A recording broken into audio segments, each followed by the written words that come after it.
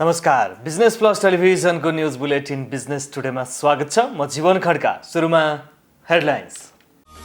बारम्बार मूल्य वृद्धि गर्ने आयल निगमको पुरानै प्रवृत्ति दोहोरिँदै निगम भन्छ अन्तर्राष्ट्रिय बजारमा मूल्य वृद्धि भएको छ। जनता सोध्छन् घट्दा नघट्ने अनि बढ्दा मात्रै बढ्ने। वैदेशिक रोजगारीबाट फर्किएपछि बाँके डुडुवाका युवा कृषि पेसामा रमाउँदै स्वदेशमै केही गर्न सकिन्छ भन्ने उदाहरण बन्दै नेपालमै कमाई हुन थालेपछि दैनिकी सहज।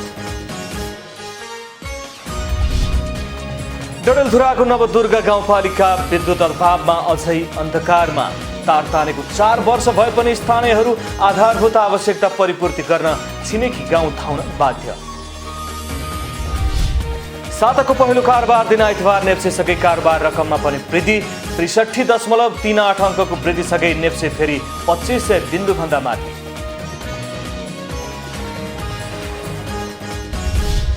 र दुई ठूला अर्थतन्त्र भएको मुलुक चीन र अमेरिका बीच आर्थिक प्रतिस्पर्धा बढ्दो। दुवै मुलुक अन्य राष्ट्रलाई आफ्नो पक्षमा तान्न प्रयास र युरोपियन राष्ट्रहरू भने समान दूरीको पक्षमा।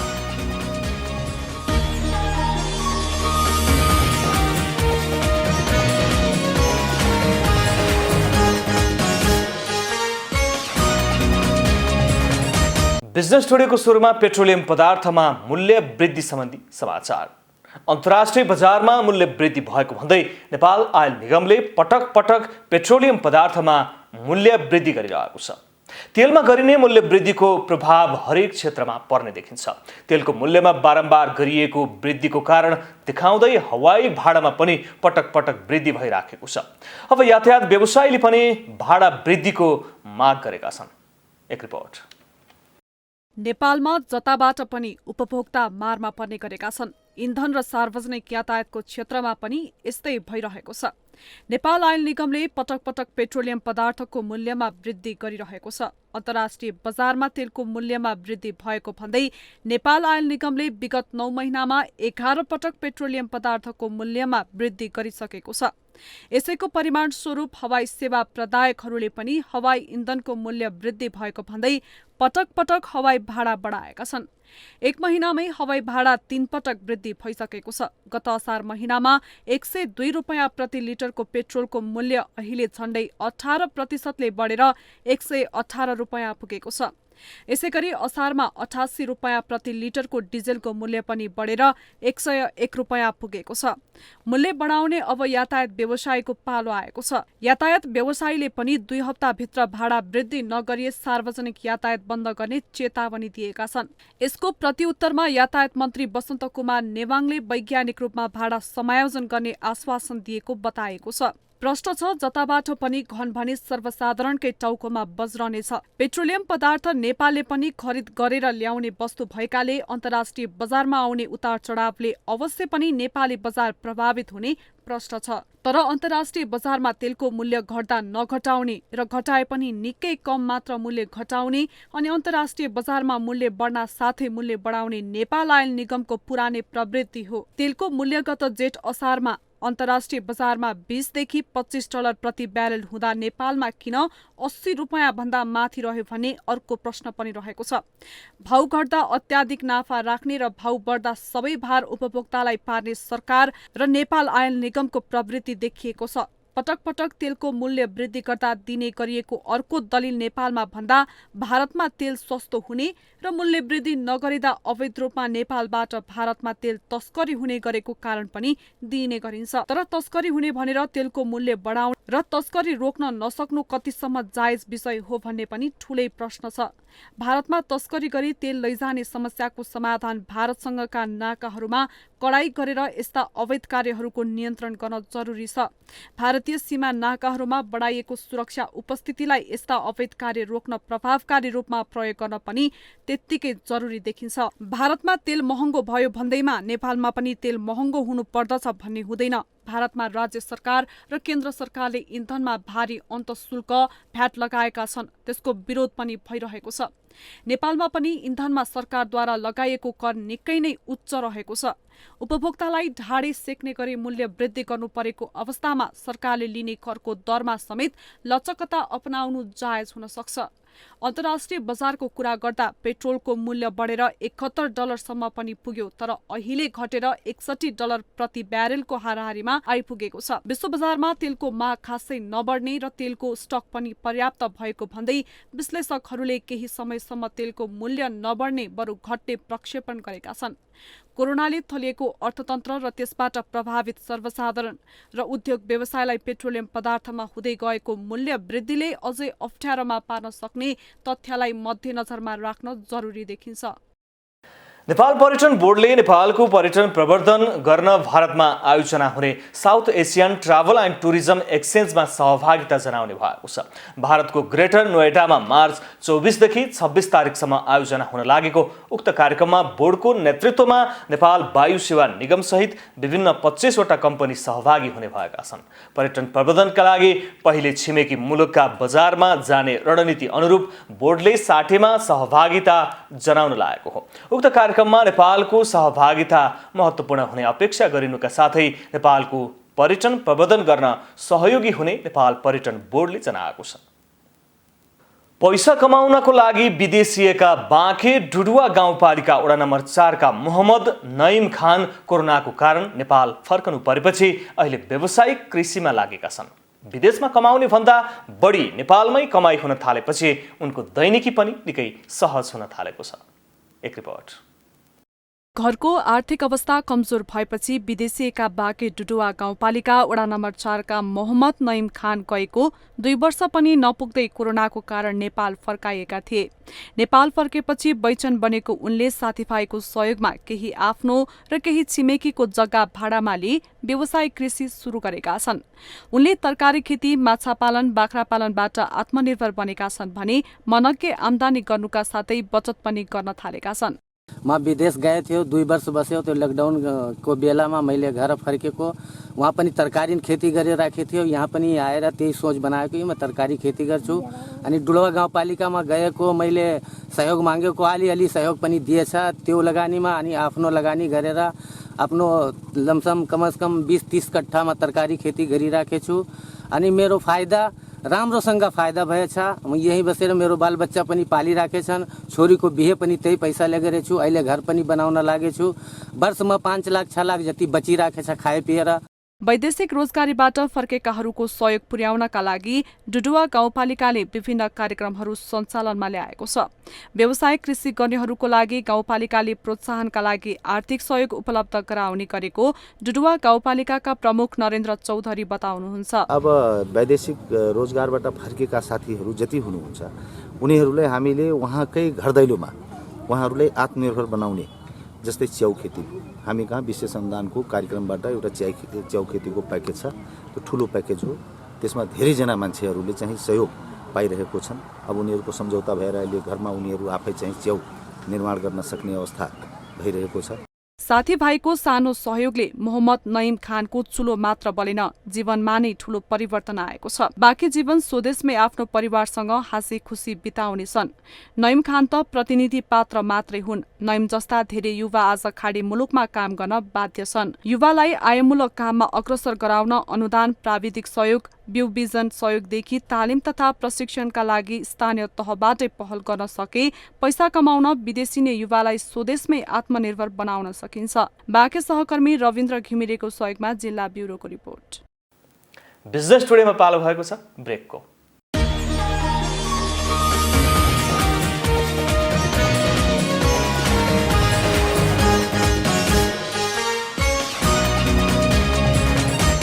बिजनेस टुडेमा पुनः स्वागत छ। अब बाँकी समाचार। विश्व सञ्चारको युगमा चलिरहेको छ। मानिसहरू संसारलाई घरमै बसी हेरिरहेका छन्। तर डडेलधुराको नवदुर्गा गाउँपालिका वडा नम्बर 5 चामा गाउँमा बिजुलीको तार तानेको 4 वर्ष पुगिसक्दा पनि अहिलेसम्म विद्युत समेत पुग्न सकेको छैन। एक रिपोर्ट। विकासको पूर्वाधारको रूपमा लिएको विद्युतको तार तानेको 4 वर्ष बितिसक्दा पनि डडेलधुराको नवदुर्गा गाउँपालिका वडा नम्बर 5 चामा गाउँमा विद्युत पुग्न सकेको छैन। संघीयता आए पश्चात सिंहदरबारको अधिकार गाउँ गाउँमा भन्ने हल्ला सुनेका स्थानीय जनप्रतिनिधि भएर गएकाहरू चाला पुरानै पारा भएकोमा दुखी छन्। विद्युत नहुँदा मोबाइल चार्जको लागि पनि अर्को गाउँमा जानुपर्छ भने कुटानी पिसानी व्यापार व्यवसाय सञ्चालनमा समेत कठिनाई भोगिरहेका छन्।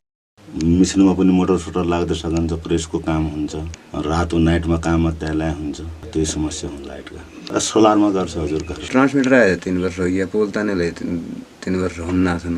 अहिलेसम्म अब यहाँसम्म जलिया छ, त्यो पारेसम्म जलिया छ, यहाँ भरि जलिया छ। जलाउँछौँ भन्न, ल्याउँछौँ भन्न हजुर वडा अध्यक्ष पनि बाल्छौँ। विद्युत नहुँदा स्थानीयलाई मात्र होइन स्वास्थ्य संस्थामा खोप फ्रिज गर्न तथा विद्यालयमा कम्प्युटर कक्षा सञ्चालनमा समेत समस्या रहेको छ। हाम्रो विद्युत नभएर जसो मिलका कुराहरू, अन्य उज्यालोका कुराहरू, स्वास्थ्य संस्थाको कुराहरूमा धेरै गाह्रो भइरहेको छ। जस्तो यहाँ कति बेला हाम्रो यो लाइट नभएर जसो खोपको लागि फ्रिजको समस्या, खोप ढुवानीहरू पनि राख्नलाई त्यो विद्युत भइदिएपछि हाम्रो यहीँ फ्रिज हुन्थ्यो, 6-7 दिन राख्नुहुन्थ्यो। गाउँपालिकाले विद्युत विस्तारको लागि 1 करोड भन्दा बढी रकम विनियोजन गरेको बताएको छ। ठेकदार र स्थानीय बीच विवाद भएका कारण विद्युत लाइन विस्तार हुन नसकेको स्थानीय जनप्रतिनिधि बताउँछन्। म प्रतिनिधि भएको नाताबाट मैले काममा सहजीकरण गर्ने गरे हो। त्यो विजयसेनी माविमा पोहोर साल ट्रान्सफर्मर राखियो, यसपालि तार तानियो, तर वायरिङ त्यहाँको मान्छेले गरेका छैन। वायरिङ नगरेको कारणबाट लाइन छोडिदिएपछि गएर के भन्दा त्यो विद्युतले गएर के भन्दा भइरहेको छ कि वायरिङ गर्नु पऱ्यो, त्यसपछि मात्रै लाइन छोडिन्छ। लाइन मात्रै छोडिदियो भने भोलि खतरा हुन्छ भने त्यसको जिम्मेवारी कहिले हुने? विकास निर्माणको काममा अप्ठ्यारा आउनु नौलो कुरा होइन, तर केही अप्ठ्यारा छन् भन्दैमा पुरानै गाउँ नै त्यसको शिकार बन्नु कति पनि उचित हुन्न। नागरिकका आधारभूत आवश्यकता परिपूर्ति गर्न स्थानीय निकाय गम्भीर रूपमा लाग्नु आवश्यक छ। डडेलधुरा सहकर्मी विमल चैरुको सहयोगमा जिल्ला ब्युरोको रिपोर्ट। 1 दशक अघिसम्म घना जंगल र गाईबस्तुको चरण क्षेत्रको रूपमा रहेको रूपन्देहीको शंकरनगर सामुदायिक वन यति बेला महत्त्वपूर्ण पर्यटकीय क्षेत्रको रूपमा विकास भएको छ। तिलोत्तमा नगरपालिकामा पर्ने वन बाटिकामा पछिल्लो समय पर्यटक र अवलोकनकर्ताहरू बढ्दै गएका छन्। समय सापेक्ष वन विहारलाई स्तरोन्नति पनि गरिँदै लगिएको छ। एक रिपोर्ट। 2064 सालसम्म जंगल मात्र रहेको रूपन्देहीको तिलोत्तमा नगरपालिकामा रहेको वन क्षेत्रलाई व्यवस्थापन गरी शंकरनगर वन विहार तथा अनुसन्धान केन्द्र वन बाटिका निर्माण गरिएको थियो। सुरुमा 7 देखि 8 जना आउँदा खुसी हुनुपर्ने बाटिकामा हाल सिजनमा दैनिक 10,000 बढी मानिस पुग्ने गरेका छन्। अन्य दिनमा पनि औसत दैनिक 1,000 जनाले बाटिकाको अवलोकन गर्ने गरेका छन्। पछिल्लो 3 वर्षमा यस बाटिकामा मानिसहरूको चहल पहल अत्याधिक बढेको छ। हामी 3-4 चोटि भयो आएको। पहिलो चोटिमा केही थिएन, अब यिनै जनावरहरू मात्रै थिए हैन। अब अहिले हुँदा हुँदै अब परिवर्तन भयो, उहाँ खेलाउने कुराहरू राख्नुभयो।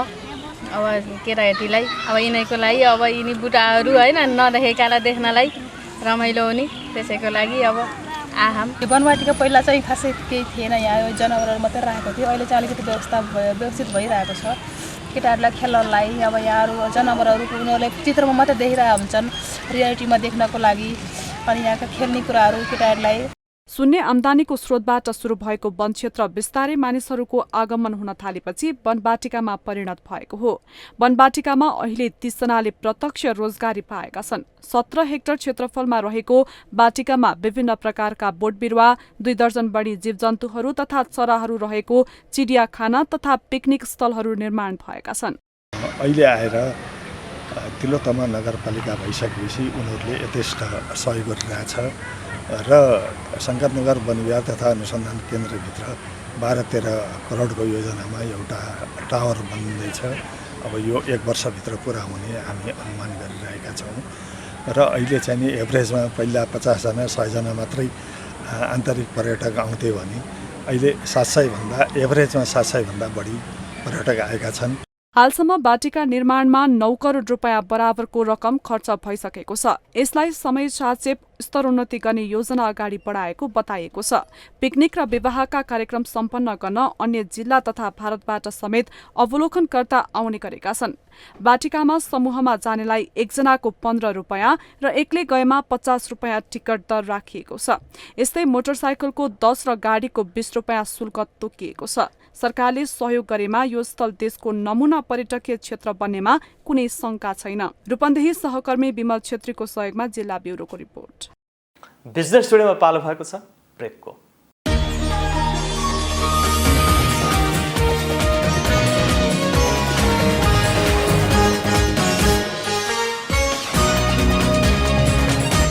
बिजनेस टुडेमा पुनः स्वागत छ। अब बाँकी समाचार। आइतबार नेप्से सूचकका साथै कारोबार रकममा पनि वृद्धि भएको छ। गत हप्ता केही दिन बजार बढे पनि कारोबार रकम भने 4 अर्ब भन्दा कम रहेको थियो। तर यस दिन 206 कम्पनीको 1 करोड बढीको शेयर खरिद बिक्री हुँदा कुल 5 अर्ब 91 करोड भन्दा बढीको शेयर कारोबार भएको छ। साताको पहिलो कारोबार दिन नेप्से परिसूचक 63.38 अङ्क बढेर 2538.46 बिन्दुमा पुगेको हो। यसैगरी सेन्सिटिभ इन्डेक्स 9.44 अङ्क बढेर 453.59 बिन्दुमा पुगेको छ। यस दिन कारोबारमा आएका सबै उपसमूहका परिसूचक बढेका छन्, जसमध्ये लघुवित्त उपसमूहको परिसूचक सर्वाधिक 5.7% वृद्धि भएको छ भने होटल्स तथा पर्यटन उपसमूह 5.36%, निर्जीवन बीमा 4.59% र जीवन बीमाको 4.44% को बढोत्तरी भएको छ। आइतबार कारोबार रकमका आधारमा नेपाल बंगलादेश बैंक शीर्ष स्थानमा रहेको छ। सो बैंकको यस दिन 39 करोड 90 लाख 22 हजार रुपियाँ भन्दा बढीको शेयर खरिद बिक्री भएको छ। नेपाल इन्फ्रास्ट्रक्चर बैंकले नेपाल स्टक एक्सचेन्जलाई स्पष्टीकरण पेश गरेको छ। नेफ्रालाई विभिन्न आन्तरिक सूचना बाहिर निकालेको भन्दै नेप्सेले बुधबार स्पष्टीकरण सोधेको थियो। नेफ्राका सीईओले विभिन्न सञ्चार माध्यममा नेफ्राले 3 करोड डलरको बन्ड ल्याउने र सो बन्ड लन्डन स्टक एक्सचेन्जमा सूचीकरण हुने साथै 8.5% ब्याज दरमा बन्ड निष्कासन गर्ने बताएका थिए। यसैगरी नेफ्रामा विदेशी साझेदार भित्र्याउने र 10% लाभांश दिने बीमा फन्ड निष्कासन गर्ने जस्ता गोप्य सूचना सार्वजनिक गरेको भन्दै बैंकलाई नेप्सेले स्पष्टीकरण सोधेको थियो। तर बैंकले बन्ड जारी गर्ने योजना नेप्सेमा सूचीकृत हुनुभन्दा अघिकै रहेको स्पष्टीकरण पेश गरेको छ। लाभांशको सम्बन्धमा पनि बैंकले शेयर जारी गर्ने समयमा नै प्रकाशित गरेको विवरण पत्रमा चालू आर्थिक वर्षमा 8% लाभांश वितरण गर्ने प्रक्षेपण गरिसकेको जनाएको छ। चीन र अमेरिका बीच आगामी दिनहरूमा आर्थिक र अन्य पक्षमा प्रतिस्पर्धा बढ्दै जाने स्थिति देखिएको छ। यस्तो अवस्थामा यी दुवै पक्ष सकेसम्म धेरै राष्ट्रहरूलाई आफ्नो पक्षमा तान्ने प्रयास गरिरहेका छन्। जर्मनीका उद्योगी व्यवसायीहरू भने जर्मनी लगायतका युरोपीय राष्ट्रहरू कुनै पक्षमा पनि नलागी दुवै पक्षलाई समान दूरीमा राखेर युरोपको आर्थिक उन्नतिका लागि अगाडि बढ्न उपयुक्त हुने पक्षमा देखिएका छन्। एक रिपोर्ट। जर्मनीका उद्योगी व्यवसायीहरू युरोपियन राष्ट्रहरूले आर्थिक विषयमा अमेरिका र चीनलाई समान दूरीमा राखेर युरोपको हितका अगाडि बढ्नुपर्ने पक्षमा रहेको एउटा तथ्याङ्कले देखाएको छ। जर्मनीको व्यावसायिक हितका लागि काम गरिरहेको बभरियन उद्योग संगठनले गरेको अनुसन्धानमा यस्तो धारणा आएको जनाएको छ। तटस्थ रहेर युरोपियन राष्ट्रहरूले प्रविधिको भरपूर उपयोग गर्दै बजारमा पकड जमाउन सकेमा अमेरिका र चीन दुवैले बजार र प्रविधि दुवै दृष्टिकोणबाट युरोपलाई व्यवस्था गर्न नसक्ने पनि जर्मन उद्योगी व्यवसायको भनाइरहेको छ। हालै गरिएको अध्ययनमा विश्वमा खुला बजारको अवधारणालाई सन् 2008 को वित्तीय संकटले धक्का दिएको उल्लेख गर्दै पूर्व अमेरिकी राष्ट्रपति डोनाल्ड ट्रम्प जस्ता व्यक्तिले यसलाई आधार बनाएर संरक्षणवादको नारा अगाडि सारेको पनि उल्लेख गरिएको छ। एकीकृत बजारको वकालत गर्ने युरोपको अवधारणामा पनि ब्रेक्जिटका कारण धक्का पुगेको पनि अनुसन्धान रिपोर्टमा जनाइएको छ। अनुसन्धान प्रतिवेदनमा चीन र अमेरिका बीचको प्रतिस्पर्धा अझै बढ्ने र यसले अन्तर्राष्ट्रिय अर्थतन्त्र र व्यापारिक सम्बन्धमा भारी प्रभाव पार्ने उल्लेख गर्दै दुवै पक्ष आफ्नो आधारशील बनाउन सक्रिय हुने पनि अनुमान गरिएको छ। प्रतिवेदनमा युरोप चीनभन्दा वैज्ञानिक अनुसन्धानमा अमेरिकासँग नजिक रहेको पनि उल्लेख गरिएको छ। सिद्धान्त र सैनिक सुरक्षाका आधारमा पनि युरोप अमेरिकाद्वारा नेतृत्व गरिएको पश्चिममा राष्ट्रको समूहसँग नजिक रहेको भए तापनि पछिल्लो समयमा यो सम्बन्ध चिसिँदै गएको पनि उल्लेख गरिएको छ। यस्तो अवस्थामा युरोपीय महासंघका लागि बहुपक्षीय व्यापारमा चीनको सहयोग आवश्यक हुन पुगेको पनि अनुसन्धान प्रतिवेदनमा जनाइएको छ। प्रतिवेदनमा निर्यात व्यापारका लागि चीनिया बजार जर्मनीका लागि निकै महत्वपूर्ण हुँदै गएको उल्लेख गर्दै जर्मनीको चीनमा निर्यात 831 अर्ब डलर पुगेको र यो विषय युरोपका 90 लाख मानिसहरूको रोजगारीसँग प्रत्यक्ष रूपमा जोडिएको पनि उल्लेख गरिएको छ। आयाततर्फ पनि युरोपीय महासंघका सदस्य राष्ट्रहरू उद्योग र उत्पादनका लागि आवश्यक पर्ने कच्चा पदार्थमा एसियाई र अफ्रिकी राष्ट्रहरूमा धेरै मात्रामा निर्भर रहेको पनि प्रतिवेदनमा उल्लेख गरिएको छ। उपभोगको अवस्थाबारे उल्लेख गर्दै प्रतिवेदनमा पश्चिमी राष्ट्रहरूको तुलनामा चीन र एसिया प्रशान्त क्षेत्रका राष्ट्रहरूमा बढ्दो आर्थिक समृद्धि र ठूलो जनसंख्याले उपभोगमा पनि उल्लेख्य वृद्धि हुने जनाइएको छ। बुलेटिनको अन्त्यमा अहिलेसम्मका हेडलाइन्स। बारम्बार मूल्य वृद्धि गर्ने आयल निगमको पुरानै प्रवृत्ति दोहोरिँदै निगम भन्छ अन्तर्राष्ट्रिय बजारमा मूल्य वृद्धि भएको छ। जनता सोध्छन् घट्दा नघट्ने अनि बढ्दा मात्रै बढ्ने। वैदेशिक रोजगारीबाट फर्किएपछि बाँके डुडुवाका युवा कृषि पेसामा रमाउँदै स्वदेशमै केही गर्न सकिन्छ भन्ने उदाहरण बन्दै नेपालमै कमाई हुन थालेपछि दैनिकी सहज। डडेलधुराको नवदुर्गा गाउँपालिका विद्युत अभावमा अझै अन्धकारमा। तार तानेको 4 वर्ष भए पनि स्थानीयहरू आधारभूत आवश्यकता परिपूर्ति गर्न छिमेकी गाउँ धाउन बाध्य। साताको पहिलो कारोबार दिन आइतबार नेप्सेसँगै कारोबार रकममा पनि वृद्धि। 63.38 अङ्कको वृद्धिसँगै नेप्से फेरि 2500 बिन्दुभन्दा माथि।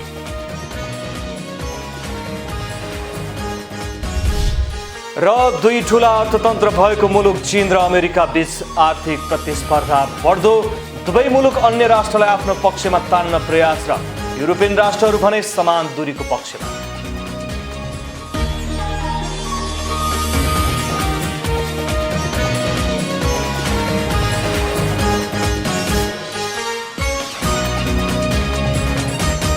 बिजनेस टुडे अहिलेलाई यति नै। हेर्दै रहनुहोला बिजनेस प्लस टेलिभिजन।